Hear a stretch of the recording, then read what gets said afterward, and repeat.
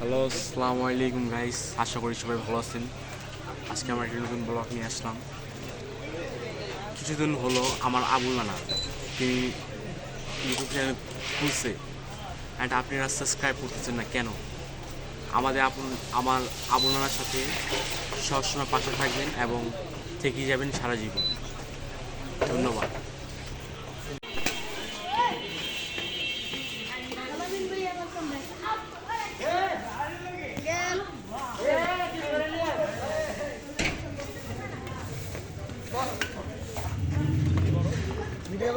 হ্যাঁ